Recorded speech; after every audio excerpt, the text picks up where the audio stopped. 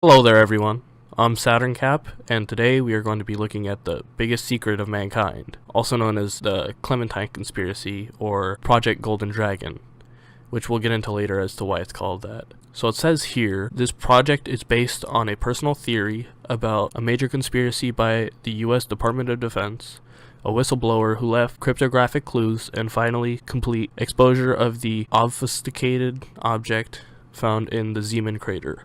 There is no scientific build disclosure yet. What I will show you is the result of 14 years of collecting data, analyzing, and making image enhancements using high-end forensic software.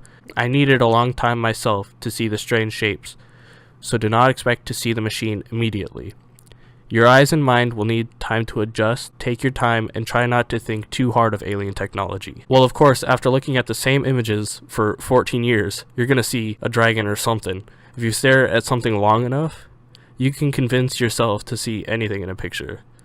But I'm not going to judge this straight off, so let's keep going. You probably have some sort of expectation what technology on the moon may look like, but this machine is unlike anything you have ever seen. In order to see it, you must clear your mind and try to think out of the box. Okay, so this is what a lot of arguments that don't have solid evidence try to do. You gotta think outside of the box, or you aren't gonna understand, or something like that, and try to justify your argument. Another thing that these people do here is in the next line.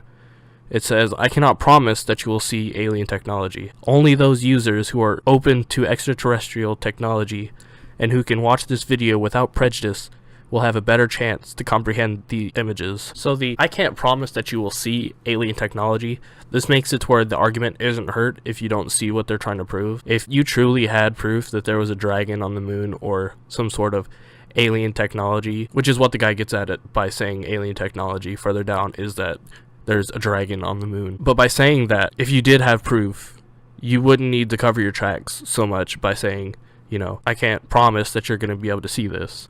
So he mentions watching the video without prejudice. I'm a huge conspiracy guy myself, and I'm sure there is something on the moon. Not a huge dragon, but something like a little research base or something out there.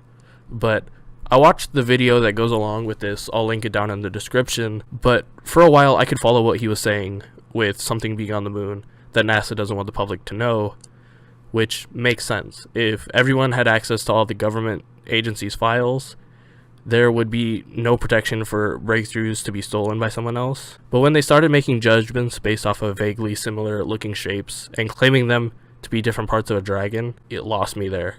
I couldn't stick with what he was saying, you know. It got too far gone for me there. That's like tinfoil hat level. The next thing that it says here is Rock Hatfield, author of 2 books, Ancient Man on the Moon and Moon-Based Cover-Up, may have a proper description of what to expect. So this part I give the guy credit for, bringing in a source. I'm not saying that the guy is reliable or not. I don't know, I haven't read the books, so I don't know like how good his research is, like how credible of a source that guy really is. But bringing in a source is a good move to solidify your argument. He continues by saying, our brains are not used to seeing alien technology, so it may take a few minutes to see it.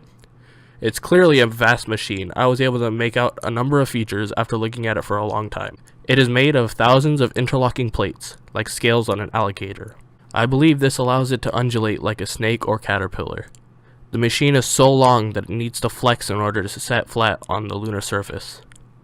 If it was rigid, it would look like a pencil on a basketball. Both ends would be up in the air when the middle was on the ground.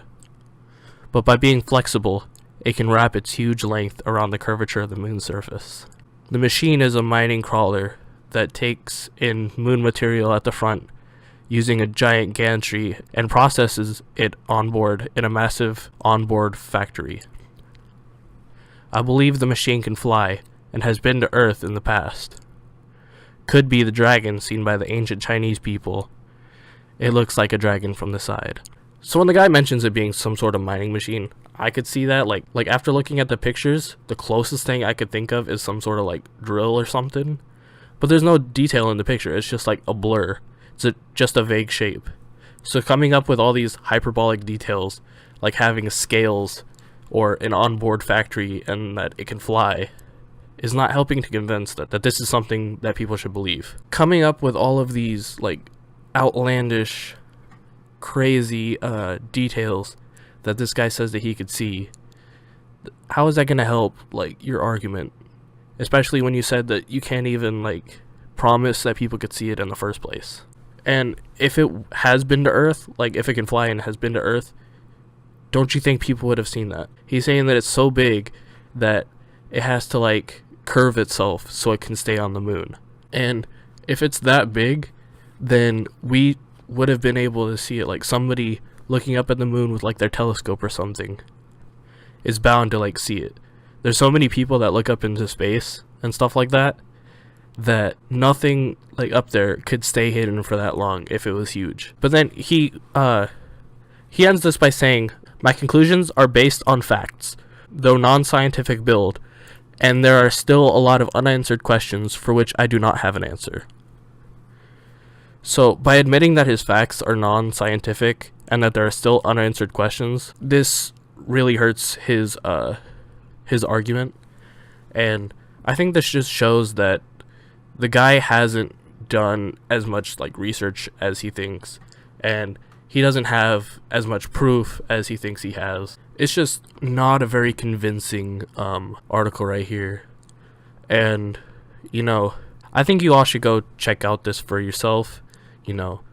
Don't just take my words for facts. I'm no scientist. I don't have a degree. So I'll link down in the description both the video and this page right here that I'm on.